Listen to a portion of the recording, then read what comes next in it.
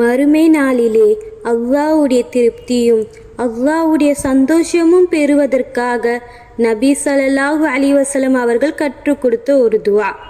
என்னோடு சேர்ந்து இந்த துஆவை சொல்லுங்கள்.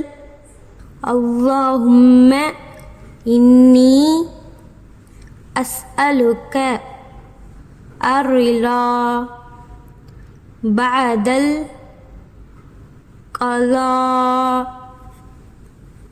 யா அல்லாஹ், நீ எடுக்கின்ற தீர்ப்புக்கு பின்னால் யா அல்லாஹ் உன்னுடைய திருப்தியை எனக்கு தருவாயாக என்கின்ற இந்த துஆ நம் மறுமை நாளிலே எல்லோருக்கும் முன்னால் நிற்கும்போது அல்லாஹ் நம்மளுடைய பட்டோலையை வலக்கருத்திலே கொடுப்பதற்கும் அல்லாஹ்வுடைய சந்தோஷத்தை பெறுவதற்கும் சொர்க்கத்திற்கு அல்லாஹ் அனுப்புவதற்கும் இந்த துஆ கண்டிப்பாக உபயோகமாய் இருக்கும். எனவே இந்த துஆவை அதிகமாக ஓதுங்கள்.